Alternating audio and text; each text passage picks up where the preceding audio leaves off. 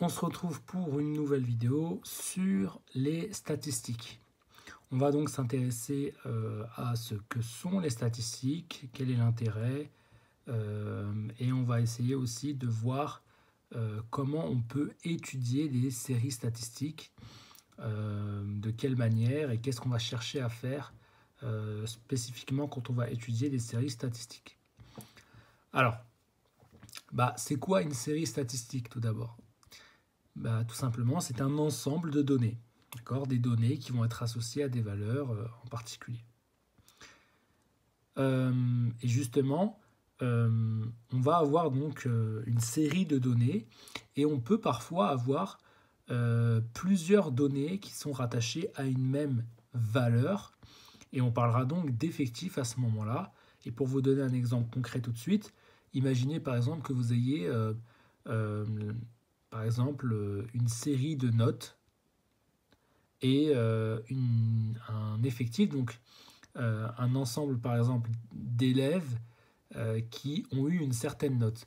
Imaginez que par exemple pour 18 sur 20, il y a 5 élèves qui ont eu 18 sur 20. Et bien on dira que l'effectif associé à la note 18 sur 20 est un effectif qui vaut 5, parce qu'on a 5 élèves qui ont eu 18 sur 20. Donc là, on parlera donc d'effectifs pour spécifier cet ensemble de données, c'est-à-dire ici cet ensemble d'élèves associés à la valeur 18 sur 20. D'accord ? Et donc quand on étudie une série de valeurs et de données, il y a plusieurs éléments qui peuvent caractériser ces valeurs. En fait, il y a deux grands caractères associés aux valeurs de la série, c'est-à-dire qu'en gros, il y a deux façons spécifiques de caractériser des valeurs d'une série. Il y a ce qu'on appelle les caractéristiques de position et en gros, ils permettent en gros de déterminer la position d'une valeur dans la série et de quelle façon. L'idée, c'est d'avoir en fait une sorte de valeur centrale ou de valeur spécifique, ça dépendra le contexte comme on le verra, et ce qu'on cherche à faire. Mais si vous voulez, quand on essaye de considérer la position de chaque valeur de la série statistique par rapport à une valeur de référence, et bien là, on sera dans une caractéristique de position, c'est-à-dire que les valeurs de la série seront caractérisées, ou leur position sera caractérisée, suivant une valeur spécifique. Et on a aussi la caractéristique de dispersion, et qui cette fois-ci s'intéresse plus à déterminer à quel point des valeurs de la série s'écartent d'une autre valeur. Donc là, on va plus être dans les questions d'écart. C'est ça plus spécifiquement qui va caractériser la dispersion et qui est donc aussi une façon de caractériser les valeurs de la série en disant qu'elles s'écartent d'une certaine valeur ou de telle autre valeur, etc. C'est une autre façon de caractériser les valeurs d'une série. Et donc, on va voir que, en fait, tout ce qu'on va étudier comme indicateurs statistiques ici seront des indicateurs statistiques qui seront soit des indicateurs permettant de caractériser la position d'une valeur, d'une série statistique, soit de caractériser la dispersion. Donc, on va commencer avec ce que je pense être le concept qui est le plus abstrait dans les statistiques. C'est un concept en fait qui est abstrait parce que paradoxalement, il est très simple dans l'idée, mais moins facile à expliquer, puisque c'est quelque chose qui apparaît si évident qu'il en devient si compliqué à expliquer. Alors, pour essayer au maximum d'être exhaustif sur la définition de la moyenne tout en étant le plus clair possible, on va tout d'abord dire ce que c'est que la moyenne concrètement, et puis on va voir surtout quel est l'intérêt de cette moyenne, quel est l'intérêt de s'intéresser à ce concept. Et c'est en comprenant l'intérêt de la moyenne qu'on va plus spécifiquement comprendre ce qu'est la moyenne.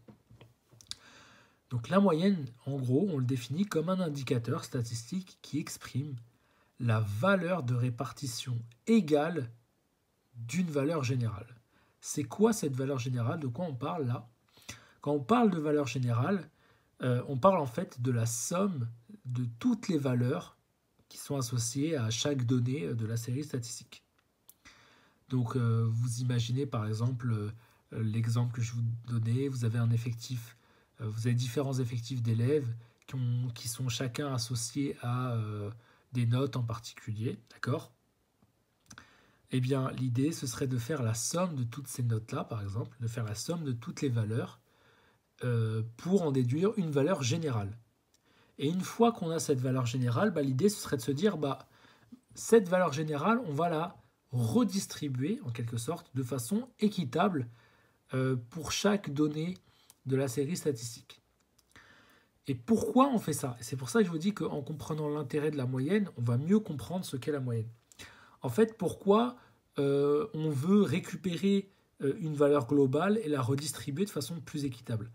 Parce qu'en la redistribuant de façon plus équitable, on va donc redistribuer une même valeur qu'on va associer à chaque donnée statistique. Si par exemple on dit que la valeur de répartition égale elle vaut 5, ça veut dire que chaque donnée de la série statistique va recevoir 5 unités. Alors 5 unités de quoi? Ça dépendra du contexte. Mais on sait que en vérité, les valeurs associées à chaque donnée ne valent pas toutes 5. Il y en a peut-être qui valent 3, d'autres qui valent 2, peut-être que certaines données étaient associées à la valeur 8, par exemple. Donc on sait qu'en vrai, chaque donnée n'avait pas cette valeur de répartition égale. Donc pourquoi on a fait ça? C'est quoi l'intérêt de faire ça? L'intérêt de faire ça, c'est de se dire que en fait, cette valeur étalon, cette valeur de répartition égale, qu'on peut considérer comme un étalon, c'est-à-dire une valeur de référence, elle nous permet de nous dire que, ok, chaque donnée de la série statistique tourne autour de cette valeur moyenne, en quelque sorte. En fait, la valeur moyenne, c'est une sorte d'étalon, mais cet étalon, comment on le construit? On le construit en considérant que la valeur moyenne, c'est en fait la valeur de répartition égale, c'est-à-dire la valeur la plus égale qu'aurait pu recevoir chaque donnée de la série statistique, sachant les valeurs qu'on avait déjà. Puisque là, cette valeur globale qu'on a redistribuée, ou cette valeur générale qu'on a redistribuée, on l'a construite sur la base de la somme des valeurs qui étaient déjà là. D'accord? C'est juste qu'on redistribue ces valeurs de façon plus équitable pour déduire une sorte de valeur étalon qui serait la valeur la plus équitable si on avait mieux redistribué tout simplement cette valeur globale. Et du coup, la valeur moyenne, elle nous permet de nous dire, ok, les données ou les valeurs des données statistiques tournent autour de cette valeur moyenne. Comment on peut caractériser plus spécifiquement en termes mathématiques cette notion de moyenne? On la caractérise telle qu'on l'a expliquée. C'est-à-dire qu'on fait la somme de toutes les valeurs qu'on avait, mais évidemment, on va diviser cette somme par le nombre de données que l'on a, puisque justement, on veut redistribuer équitablement la valeur globale qui correspond à la somme de toutes ces valeurs. On veut la redistribuer de façon équitable pour, ici, les trois éléments de la série statistique dans l'exemple que j'ai mis en exergue ici. C'est pour ça qu'on fait une division, parce qu'on veut répartir équitablement en 3 cette valeur globale qui correspond à la somme des valeurs associées à chaque donnée de la série statistique. Et donc voilà l'idée de la moyenne, c'est vraiment tout simplement d'avoir une valeur étalon et de se demander comment se positionne chacune des valeurs de la série statistique par rapport à cette valeur moyenne. Et l'intérêt, c'est de se dire, ok, chaque valeur tourne autour de cette valeur moyenne, c'est-à-dire que chaque valeur de la série statistique est plus ou moins, c'est pour ça que j'ai souligné, plus ou moins proche de cette valeur moyenne. Et bien sûr, on comprend l'intérêt de la moyenne lorsqu'on a des milliers et des milliers de valeurs statistiques à étudier. Là, c'est difficile de savoir autour de quelle valeur tourne toutes ces valeurs de données. Et évidemment, quand on en a des milliers, c'est pas facile. Et c'est là que l'intérêt de la moyenne apparaît plus spécifiquement.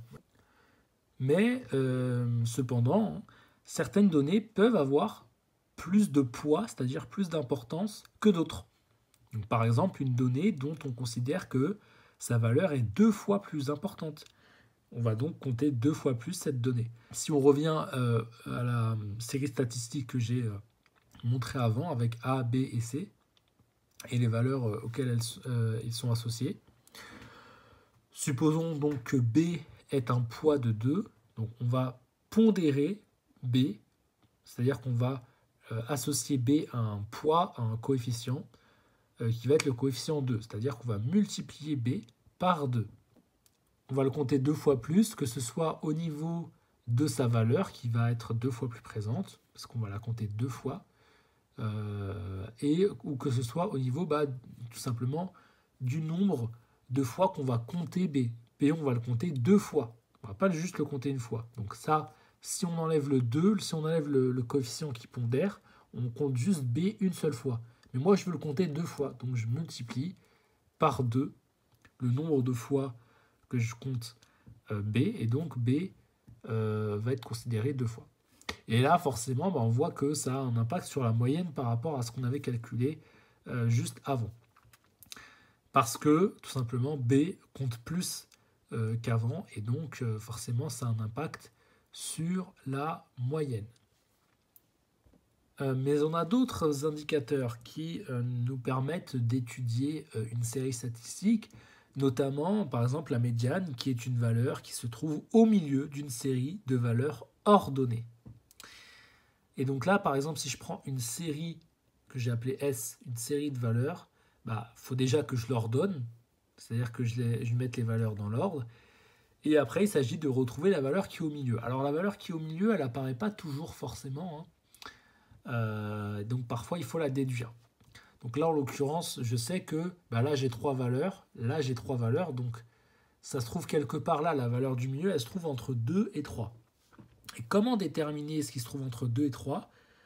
En fait, ce questionnement, il nous amène à nous demander en fait à quoi correspond spécifiquement cette valeur du milieu dans ce contexte-là, ici. En fait, cette médiane ici, elle correspond à une valeur qui est équitablement proche de 2 et 3. Et cette notion d'équitablement proche, elle nous fait un peu penser à la moyenne, finalement, et c'est en fait tout simplement ce qu'on va faire. On va faire la moyenne de 2 et 3, c'est-à-dire qu'on va considérer 2 et 3 comme des valeurs d'une série, éventuellement. On a la valeur 2, on a la valeur 3, et on somme les deux, mais comme on a 2 éléments, on va les diviser par 2.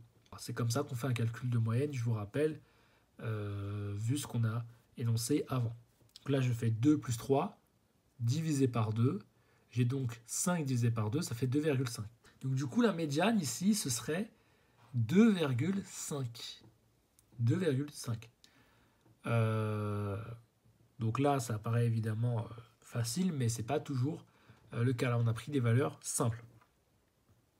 Mais alors, ce n'est pas le seul cas de figure qu'on pourrait avoir. Alors là, si je vous prends par exemple ça, c'est plus la même chose. Pourquoi ? Là, vous voyez que j'ai combien ? 1, 2, 3, 4, 5, 6. Donc là, c'est toujours bon. Au niveau du nombre d'éléments, c'est toujours bon. Alors, ce n'est pas toujours le cas. Des fois, c'est autre chose. Mais là, on a toujours 3 valeurs et 3 valeurs. Là, j'ai directement ordonné pour aller vite. Mais on voit que là, regardez, au milieu, on a 2 valeurs égales. 2 et 2. Alors, c'est quoi qui est entre 2 et 2 ? C'est 2 tout simplement. Ça ne peut être que ça, en fait. C'est la seule valeur que l'on peut considérer respecter cette condition, d'être entre 2 et 2. Alors, on peut toujours passer par le calcul de moyenne, bien évidemment. Si je fais 2 plus 2 divisé par 2, ça fait bien 2. Donc, ça confirme bien ce qu'on disait. Donc, effectivement, la valeur qui est entre 2 et 2, c'est 2, tout simplement. Donc ça, c'est des cas de figure qui arrivent lorsque on a un nombre pair de valeurs, parce que évidemment si j'ai un nombre pair, c'est que je peux toujours décomposer en deux la série statistique. Puisque par définition, hein, un nombre qui est pair, c'est un nombre qui se construit sur la somme de deux nombres égales. Quand je vous dis que 8 est pair, c'est parce que 8, c'est tout simplement 2 fois 4. Ou si vous voulez, 4 plus 4. C'est l'addition de deux mêmes nombres. 4, c'est un nombre pair parce que c'est 2 plus 2. Donc forcément, je pourrais diviser en 2. Et après, pour retrouver la valeur du milieu, des fois, elle va apparaître. Des fois, elle ne va pas apparaître. Là, elle n'apparaît pas. Là, elle apparaît, mais de façon un petit peu spécifique. On la voit pas, mais on sait que clairement, ça va être 2. Mais on a un autre cas de figure. C'est un cas de figure qui, en fait, est plus simple pour nous. Parce que c'est le cas de figure où on a une série de valeurs impaires, c'est-à-dire qu'on a un nombre impair de valeurs. Là, en l'occurrence, j'en ai 7 valeurs. J'ai 7 valeurs différentes. 1, 2, 3, 4, 5, 6, 7. Là, c'est facile. J'ai déjà 3 valeurs. Là, j'ai déjà 3 valeurs. Et puis, là, on a la valeur médiane qui est au milieu, qui est 7. C'est encore plus facile lorsqu'on a un nombre impair de valeurs. On peut généraliser ce qu'on vient de dire en disant que si le nombre de valeurs ordonnées est pair, alors la médiane se trouve entre la valeur n sur 2 et la valeur n sur 2 plus 1, c'est-à-dire la valeur qui est juste après. Alors la valeur n sur 2, donc si par exemple j'ai 6 valeurs, et la valeur n sur 2, c'est la valeur qui vaut 6 sur 2, c'est-à-dire c'est la troisième valeur. Et entre cette troisième valeur et la valeur suivante, puisque je prends cette troisième valeur auquel j'ajoute 1, donc c'est la quatrième valeur, entre la troisième et la quatrième valeur, j'aurai la médiane. Ça, c'est dans le cas où on a un nombre de valeurs ordonnées qui est pair.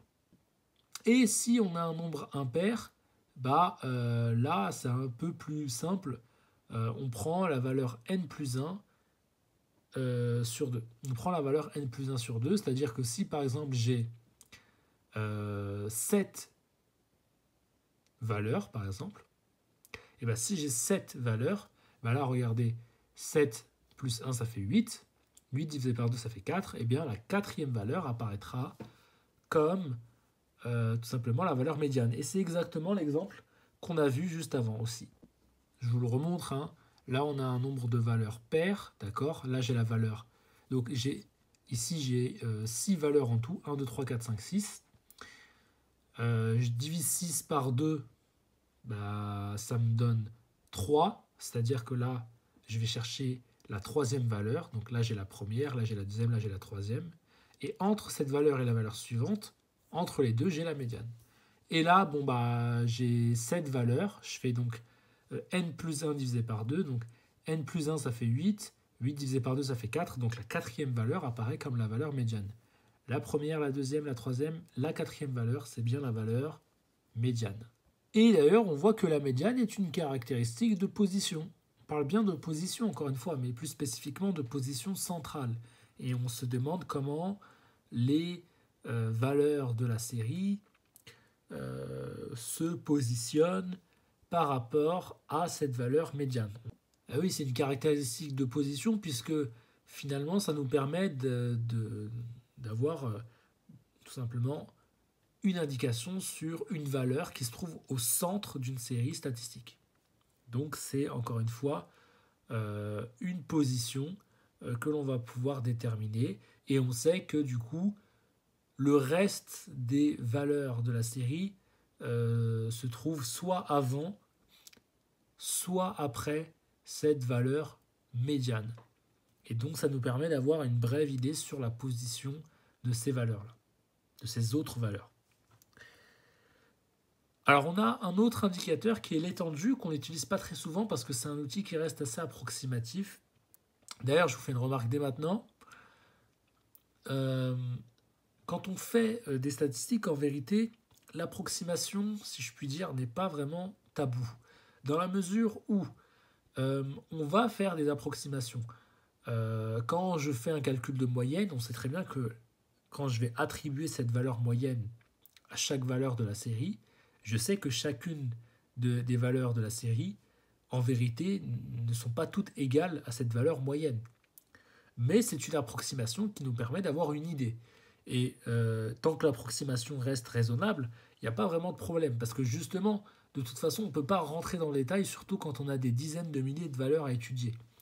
Donc l'objectif, c'est surtout d'avoir une approximation, mais qui soit une approximation qui nous permette quand même d'avoir une idée sur la position, notamment de certaines valeurs, ou sur leur écart par rapport à d'autres valeurs spécifiques, etc.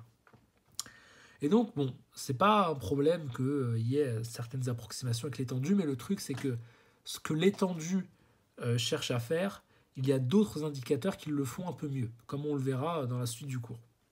En tout cas, pour ce qui est de l'étendue, l'étendue décrit l'écart entre la plus grande valeur et la plus petite valeur de la série statistique. Et donc, pour la déterminer, c'est très simple. On soustrait la plus grande valeur à la plus petite. Bien sûr, c'est mieux d'ordonner les valeurs cette fois-ci, mais on n'est pas obligé de le faire dans ce cas-là, parce qu'on pourrait très bien le faire sans. Mais c'est plus pour vous simplifier, parce que quand vous avez plein de données statistiques à étudier, si vous n'ordonnez pas les valeurs, vous risquez de zapper certaines valeurs qui sont peut-être plus grandes que d'autres. Mais vous n'êtes pas obligé de le faire pour l'étendue. L'étendue, ça mesure un écart. Et donc forcément, c'est un indicateur de dispersion. C'est un indicateur de dispersion qui nous permet de voir l'écart qu'il y a entre la plus grande valeur et la plus petite valeur. Et ça nous permet d'avoir en quelque sorte une idée sur l'étendue de la série statistique. Si par exemple j'ai une étendue qui vaut 14, ça veut dire qu'entre la plus petite valeur et la plus grande, il y a quand même 14 unités de différence. Donc on est quand même sur des valeurs qui sont avec des ordres de grandeur très différents. Et c'est surtout ça que nous permet de décrire l'étendue. Il y a d'autres indicateurs en statistique qui sont intéressants, notamment les quartiles et les écarts interquartiles. Quand on parle de quartiles, on parle tout simplement de découpage en 4 parts d'une série statistique. Je veux découper ma série statistique en 4. Alors là, quand on dit je veux découper en 4, c'est-à-dire que je veux avoir une valeur de la série qui me donne une indication sur le quart, une autre valeur qui me donne une indication sur le deuxième quart, une autre sur le troisième quart, et donc ça suffira, comme on le verra, pour découper en 4 les valeurs de la série. Mais il faut qu'on ait des valeurs. Pourquoi je vous dis ça? Parce que par exemple dans la médiane, on voyait que quand on faisait un calcul de médiane, la médiane elle apparaissait pas forcément tout le temps. Parfois elle n'était pas apparente, il fallait qu'on la retrouve par un calcul de moyenne. Là, avec le quartile, on veut vraiment que des valeurs de la série statistique soient ou agissent en tant que quartile, c'est-à-dire en tant que quart de la série. Alors, ce qu'on peut déjà remarquer, c'est que si je veux découper une série en 4, d'accord, je vais avoir le premier quart, le deuxième quart. Mais c'est quoi le deuxième quart? C'est 2 sur 4. On va expliquer ça un petit peu plus après, mais quand je vous dis 2 sur 4, c'est que en fait, je suis à 2 quarts. En fait, 2 quarts, c'est quoi? C'est un quart que je multiplie 2 fois. Donc ça fait 2 quarts. Mais 2 quarts, c'est égal à quoi? C'est égal à 1 sur 2, c'est égal à la moitié.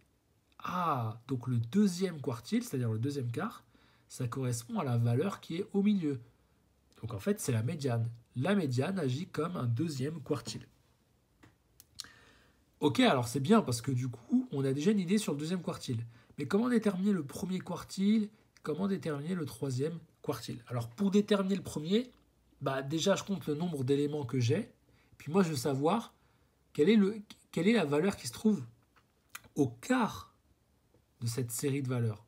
C'est-à-dire que quand je prends toutes ces valeurs-là, quelle est la valeur qui correspond au quart de cette série statistique?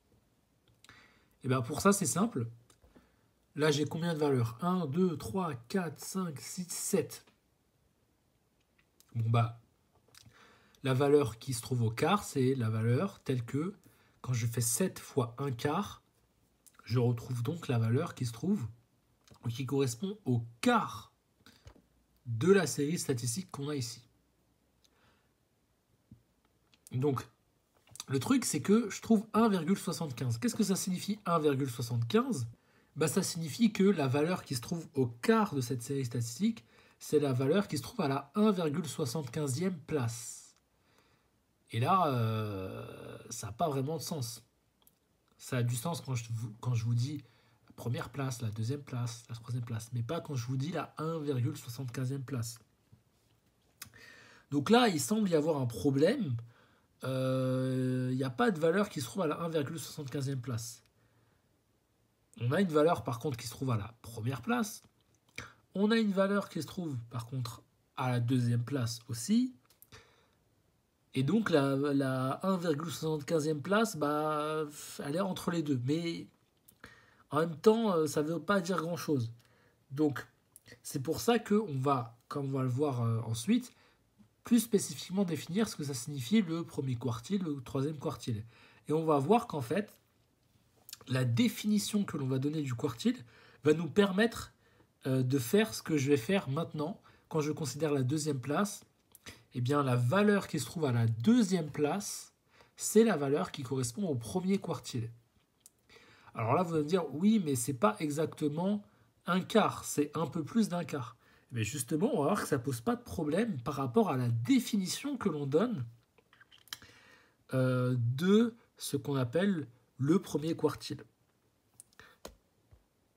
En effet, par convention, le premier quartile est la plus petite valeur telle qu'au moins, et j'ai bien souligné le au moins, et c'est ça qui nous permet de justifier ce que j'ai fait, telle qu'au moins 25% des autres valeurs soient inférieures ou égales à celle-ci.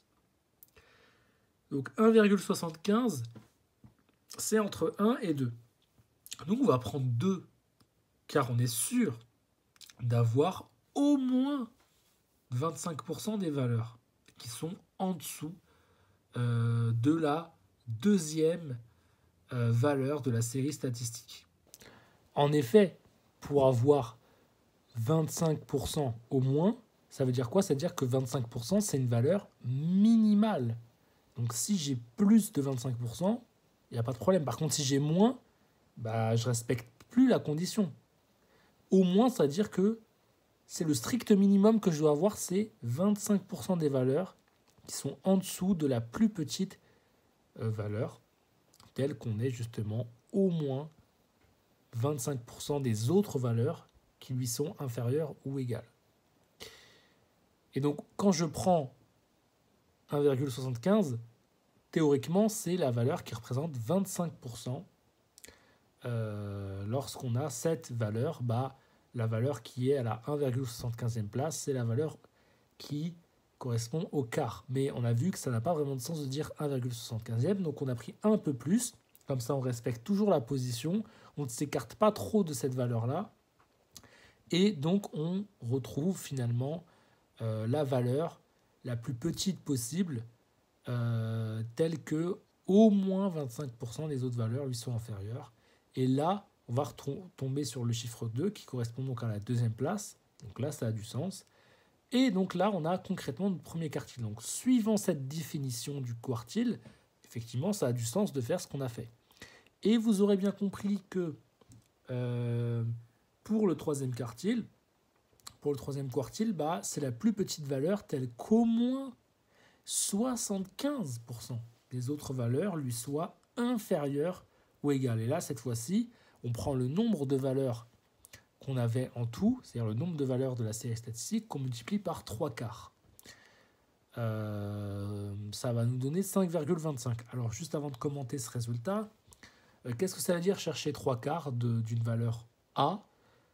Bah, ça veut dire, en fait, si on applique les propriétés des multiplications, que ça revient à considérer 3 fois le quart de A. C'est-à-dire, qu'est-ce que c'est 3 fois le quart de A? C'est-à-dire, je prends le quart de A et je l'additionne 3 fois. Effectivement, A sur 4 plus A sur 4 plus A sur 4. Je mets tout au même dénominateur, ça fait A plus A plus A sur 4. Ça veut dire 3 fois A sur 4. Et là, on retrouve bien ensuite ce qu'on a ici. C'est bien cohérent. Donc c'est ça que ça signifie chercher le 3 quarts. C'est-à-dire chercher 3 quarts, ça signifie avoir 3 parts de 1 quart d'une valeur. Et là, justement, quand on a ces 3 parts, on retrouve 5,25 qui correspond à 3 quarts de 7. Qu'est-ce que ça veut dire? Ça veut dire que la valeur qui correspond à aux 3/4 de la série statistique, c'est la valeur qui se trouve à la 5,25e position. Ça n'a pas de sens, donc on prend la valeur supérieure pour être sûr d'avoir au moins 75% des autres valeurs qui sont inférieures à la valeur de la position considérée, ici la 6e position. Et donc la valeur qui se trouve à la 6e position, c'est la valeur qui correspond au 3e quartile. Très bien, alors on peut avec cela allonger sur les notions de quartile en considérant ce qu'on appelle l'écart interquartile, qui est donc l'écart entre le 3e quartile et le 1er quartile. Bien sûr, quand on parle d'écart, on parle d'indicateur de dispersion. Et du coup, cet indicateur donne une indication sur la dispersion des valeurs entre le 1er et le 3e quartile. Autrement dit, une indication sur le nombre de valeurs qu'il y a entre ces deux quartiles. Sachant qu'entre ces deux quartiles, il y a 50% des valeurs de la série. Pourquoi ? Parce que si je fais effectivement le 3e quartile moins le 1er quartile, ça revient à prendre la valeur qui correspond à 3/4 d'un nombre, donc ce nombre-là étant le nombre total de valeurs qu'il y a dans la série statistique considérée. Donc dans notre exemple, c'était 7. Donc le 3e quartile moins le 1er quartile.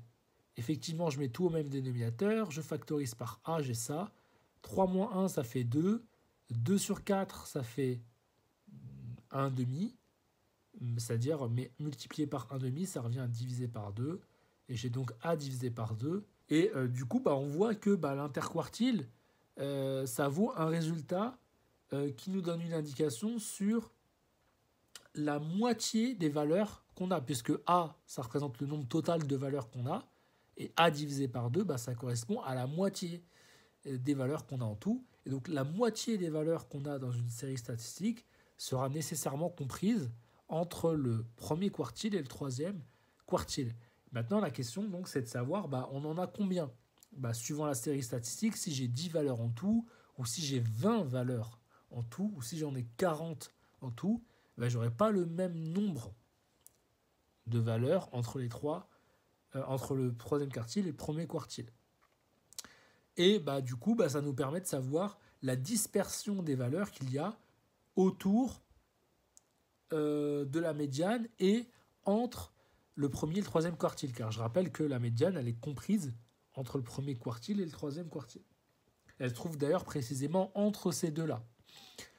Et donc, on peut aussi, finalement, par cet écart interquartile, pouvoir déterminer la dispersion des valeurs qu'il y a entre les 1er quartile et les 3e quartile et autour de la médiane. Et donc, c'est à ça que ça sert l'écart interquartile. Alors, ça a l'air très spécifique. On se demande c'est quoi vraiment l'intérêt d'avoir autant de considérations. Mais parfois, dans certains contextes, c'est toujours intéressant d'avoir plus spécifiquement une idée des dispersions de valeurs autour de la médiane, mais pas trop loin de la médiane non plus. Et là, on va retrouver encore, en plus de l'écart interquartile, qui était un indicateur de dispersion, un autre indicateur de dispersion beaucoup plus approfondi par rapport à, par exemple, ce qu'on avait vu avec l'étendue. Là, on va avoir quelque chose de beaucoup plus puissant en termes d'analyse de séries statistiques, c'est ce qu'on appelle la variance. Alors, la variance, qu'est-ce que c'est ? Tout d'abord, la variance, c'est un type spécifique de moyenne.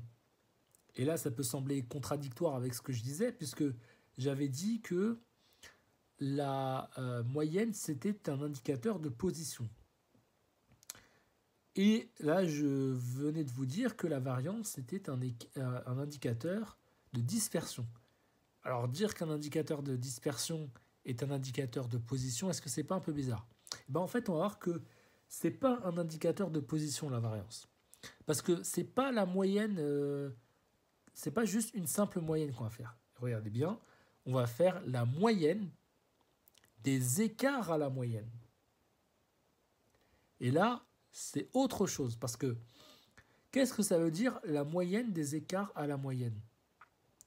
Bah, ça veut dire en gros que, en moyenne, chaque valeur de la série statistique s'écarte de combien de valeurs par rapport à la moyenne de la série. Donc, je fais la moyenne de la série, ok. Une fois que j'ai calculé la moyenne, que j'appelle la moyenne classique de la série, bah, je me dis, ok, chaque valeur de la série statistique, elle s'écarte de combien par rapport à cette moyenne? Et donc, je me demande, en moyenne, les valeurs statistiques de la série s'écartent de combien par rapport à la moyenne? Et donc, il s'agit effectivement de calculer d'abord une moyenne. Une fois qu'on l'a, on va faire un autre calcul de moyenne, cette fois-ci, avec un numérateur qui ne correspond non pas aux valeurs de chaque donnée de la série qu'on additionne tel qu'on le faisait classiquement, mais plutôt, on va avoir au numérateur la somme des écarts de chaque valeur à la moyenne, d'accord? Et le tout divisé par le nombre d'éléments qu'on a dans la série. Comme on le fait pour un calcul de moyenne classique, sauf que là, on le fait pour une moyenne très spécifique qui est la moyenne, non pas des valeurs, mais la moyenne des écarts à la moyenne. Or, vu qu'on calcule des écarts avec des soustractions, on risque de tomber sur des écarts négatifs, dans le cas où, par exemple, la valeur de la moyenne serait plus grande que la valeur de la donnée statistique considérée. Mais le truc, c'est que ça n'a pas vraiment de sens de parler d'un écart négatif. Et donc, pour échapper à cette problématique, on a décidé de mettre chaque écart à la moyenne au carré, de sorte à ce qu'il n'y ait pas d'écart négatif, parce qu'on sait que quand on met quelque chose au carré, forcément ce sera positif ou nul, mais ce ne sera jamais négatif. Du coup, ok, on a cette variance-là, mais en fait, le fait de mettre au carré, est-ce que ça pose pas problème finalement? Est-ce que ça ne rend pas un peu plus approximatif notre analyse? Eh bien, en fait, comme je vous le disais tout à l'heure, le fait que ce soit approximatif, c'est pas forcément un problème en statistique. L'idée, c'est d'avoir une idée. Alors, l'idée, c'est d'avoir une idée, oui. Plus spécifiquement, on veut plutôt avoir une idée sur les comportements de certaines données, sur, par exemple, leurs écarts à la moyenne, etc. Et le fait qu'on mette tout au carré, oui, ok, ça va rendre beaucoup plus grand la valeur du numérateur, et donc l'écart, le rapport que je vais faire entre le numérateur et le dénominateur ne sera pas le même que si je n'avais pas mis au carré. Mais pour que ça ait du sens, il fallait que je mette au carré. Alors, vous verrez dans quelques cours, on va parler de la valeur absolue d'une façon assez approfondie. Peut-être que interviendra la question de pourquoi on n'utilise pas des valeurs absolues. Mais en fait, c'est un peu plus compliqué d'utiliser des valeurs absolues parce que il y a des propriétés spécifiques avec les valeurs absolues. C'est un peu moins facile à gérer. Donc, on a préféré mettre au carré. C'est aussi un moyen d'éviter d'avoir des valeurs négatives.